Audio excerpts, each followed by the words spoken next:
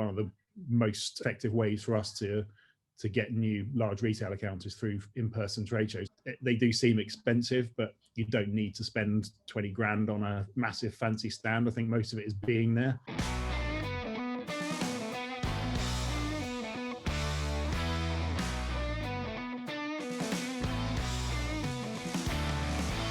My name's Joe Munns. I'm the MD of a company called Bakedin. We make home baking kits and home baking mixes, sold in retail, so in some big retailers like Tesco and Costco. And then we have about half our business is direct to consumer. So we have a subscription box that we send out to customers every month with a different recipe and baking kit in. And then we sell a bunch of products on our website as well. So how did you get into this? How did the business start? So I worked for IBM for my whole career. So I left university back in like 2000 and went to IBM as a software engineer and did that for a little while, but realized I wasn't that good a software engineer and the guys around me were a lot better. So I went into management and sort of used my more business focused skill set to develop as a manager in IBM and managed a bunch of different software development support teams. Eventually found myself in the mergers and acquisition space with a small company we'd bought, which we were bringing into IBM. My job was to integrate them and blue wash them, we called it in IBM, was the process of bringing a company into Big Blue. And as I was doing that, it kind of made me realize that I wasn't hugely fulfilled working in a 500,000 person company. And the software that we were working on is really important software, but it wasn't hugely interesting to me. So I sort of, as a hobby in the background, started making baking kits and selling them at markets just because I love cooking and baking, and HelloFresh and Gusto had, just started to really get some traction at that point. And there was no one really doing it for baking other than the box mixes in the supermarket and home baking aisle. So we did that for a couple of years, got a little unit, and then it got to the point where we were just coming up to our second birthday, so a very small window left to raise some SEIS money. And so I found some investors and quit my job at IBM and built a little factory and started the business. So that's kind of where it all came from, was really just wanting to do something I was a bit more passionate about, I think. And what was that transition like for you? Because we hear of people all the time that are in large corporates and want to make that jump into starting their own business. And the worry is it's just not as fun or as easygoing as they would have imagined. So what was that like for you? So I did it in a fairly low risk way. And it always sounds a bit more glamorous when I just say I quit my day job and started a startup.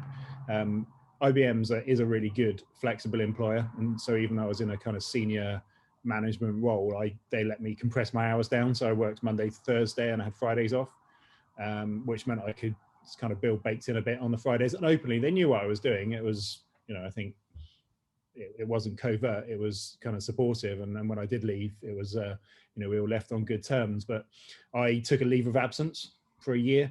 So effectively took a sabbatical to have a crack at Bakedin. I got to the point in my life where I was, didn't have too many financial commitments and felt like it was now or never. So IBM were very supportive from that point of view. So I did have a role to go back to if everything went tits up after a year. So it wasn't quite as high risk as just chucking everything in, but it's still a big step. So I think it depends on the corporation, the company. I'm sure lots wouldn't be as supportive as IBM was, but yeah, that's how I did it. And when you made the jump, it sounds like you were obviously very passionate about the product, creating that, selling it in the markets and wherever else. Was the plan always to be so diverse in terms of subscription, retail, direct to consumer, or did you have just one track in mind and it came later? No, our vision at that point was that's where we launched the subscription. So the investment was to enable us to get into more retailers. We were mainly just in big farm shops and some kind of small independent retailers at that point, because it was still me and a couple of friends bagging up ingredients in the evenings ourselves. So the vision was to build a factory. So having in-house manufacturing was really important to us because we wanted to launch the subscription, and we had the vision of coming up with a completely new product every month that we sent out and then we put into the archive. So it's not just sending the products that we had in the shops. Our strategy, and it's been challenging and it has been expensive, but I think it's now starting to pay off, was to build the two strands at the same time. So as opposed to building a subscription and then diversing into retail or vice versa, we wanted to get the box on the shelves because we see them as adverts for the Baking Club, which is our subscription, and we can obviously put flyers in those boxes and put offers on them. And because they're different products, the big retail buyers are cool with that, because we're not actually just cannibalizing the sales from Tesco and then bringing them to our website, because they're different unique products that are sold in both places.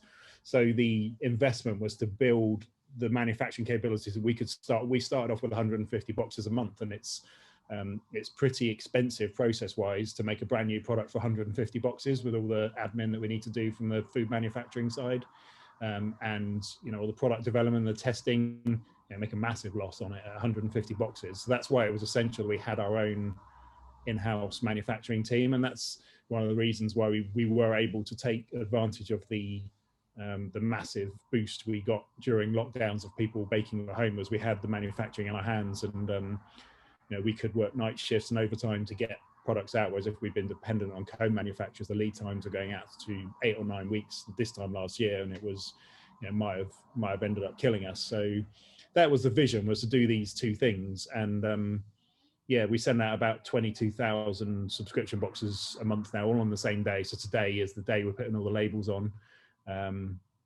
So that was the vision, was to build those two things together, and really expensive and time consuming to start with, but I think it's worth it in the long run. Absolutely. And how did you sell that vision to investors? So with in mind, over recent years, there's been a huge boom in subscription services. I think there seems to be constantly new FMCG brands coming to market. So how did you make sure you really stood out when you were talking to these investors? So I think one thing that was challenging was, I don't know if it's just hypothetically, there's obviously a large amount of investors are male, and I think lots of female founders struggle to get investment. We struggled a little bit because I feel like our products are aimed at females. 92% female, our audience that buy the products. So to some extent, it was quite hard trying to get people to relate to the products we're selling, because most investors we talk to don't bake and aren't interested in baking.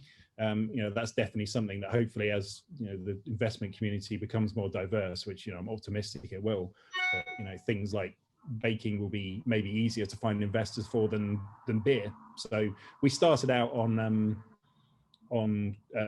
Cedars. We were about to launch a campaign on Cedars, and I ended up circulating around friends and family, and was fortunate, found a family friend who saw the vision, was really interested, and then introduced me to a bunch of other people who could kind of see the vision for that baking subscription. I think everyone likes cake. So whilst our audience is people that bake, but the people they bake for, pretty much everyone likes cake. So it's quite an easy, once you actually get in front of someone with a plate of brownies and get them to taste products, then you've already got a good head start. I think the challenge for me was getting people to see past, oh, I'm not into home baking, therefore I'm not interested, and look at the actual end product, because people bake to share the product with other people. It's pretty rare that you bake a whole cake to sit and eat yourself. We've worked this out over the last few years, that it's a sharing activity and people do it to make other people happy. So our tagline kind of evolved from home baking made simple to happiness is homemade, because it's all about making other people happy. And I think that's why the last year, we've been able to be successful, because it's been a pretty miserable time for all of us, but that people have found some sanctuary in baking and the sort of enjoyment that gives. So initially it was a little bit challenging, but once I found that group of really engaged shareholders, it became a lot easier from that point. Absolutely.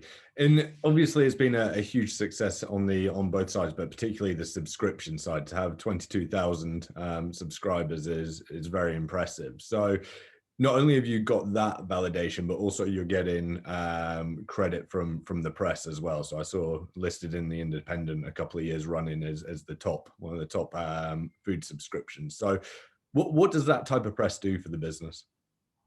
Yeah, press is nice. It's not. We never see a piece of press that it never explodes. It never breaks our website. We look at our press activity as complementing all of our other marketing activity. So obviously we've got pay-per-click, we've got TV ads, we've got email marketing, we've got PR, and all those things. Ultimately, we look at the blended cost of acquisition, because all of those definitely impact it. So if we run a specific PR campaign, get some great PR, it's rare that that turns into like a really noticeable surge online, but we do definitely notice that it does help, keep our overall cost of acquisition down.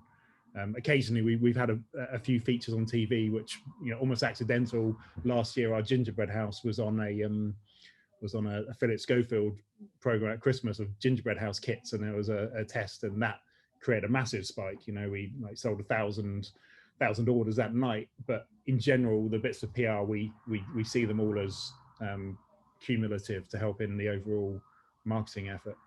And I suppose that must help though as well when talking to, say, future investors or partners and things like that. They've seen you on TV and in the press and so on. Yeah, and that's, again, that goes hand in hand with our retail strategy, as every box on the shelf we see as an advert. And our brand has diverged a bit over the years. So we're actually going through a complete rebrand at the moment, which we're going to launch in a couple of months to bring everything back in line. So that when you see that box in Tesco, it automatically looks the same. The brand's really obviously the same as the Facebook ad you might see for the baking club. So yeah, I think when you see it on the shelves, and then you see the the targeted ads, and you see the press, hopefully that's what we're trying to do. And I'm sure most other brands in a similar place to us see the same kind of strategy of just getting the brand seen as many times as possible. For us, the end goal is getting the customer to join the baking club.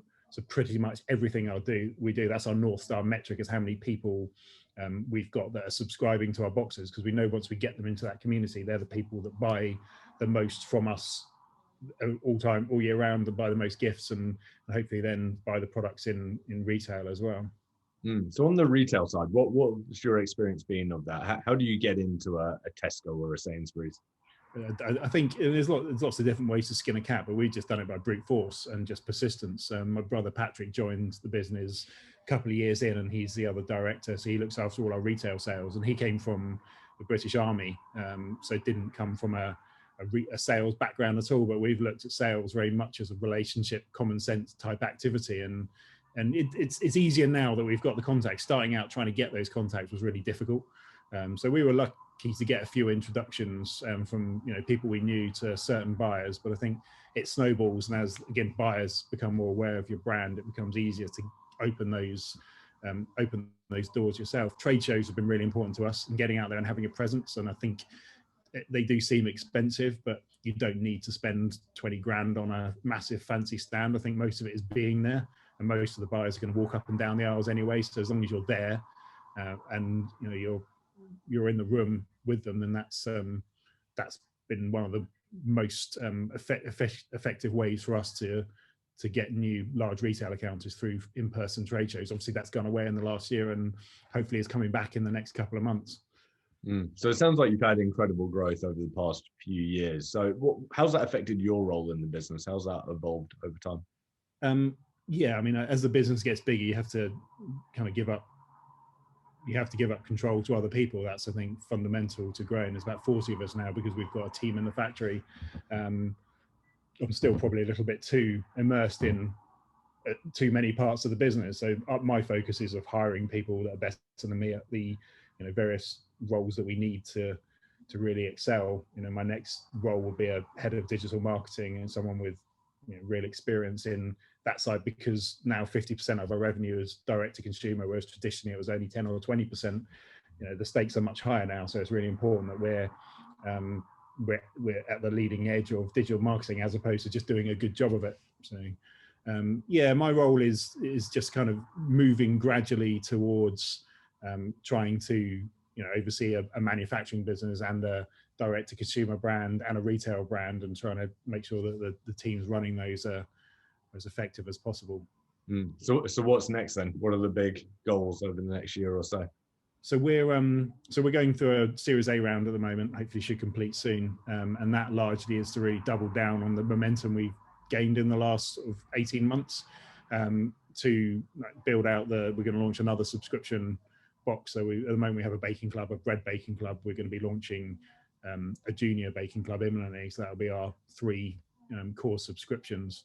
So it's really to push on with that. We've got some interesting products that at the moment we're just putting in front of some buyers in North America, which could be really interesting. And then our plan is to try and get our subscription box. It's a bit of a logistical challenge, but it's to try and get our boxes distributed in North America as well. So we've got some manufacturing increasing capacity that we need to do. So we've got another lease that we're closing on. It's all kind of tied up with the fundraising, but once that's closed, and it kind of takes the brakes off, and we can kind of really capitalize on what we've done in the last 12 months. Sounds like an exciting time. So for those listening, where can they find out more about both yourself and Bakedin? So bakedin.co.uk is our website. Again, it's going through a bit of a transformation at the moment. So in a couple of months, it'll look very different with a complete rebrand. You can buy everything on our website. The biggest stockists in the UK, Costco, Tesco, Ocado sell a decent range, and someone like Hobbycraft has been a really good stockist for us for the last few years. And then in lots of small independents that you kind of see dotted around. Very traditionally been very gift focused, so most of our revenue has been in 4Q, so really, really popular for gifting, but more so now people are part of the subscription and baking all year round. Bakedin.co.uk has got pretty much everything on it that you need.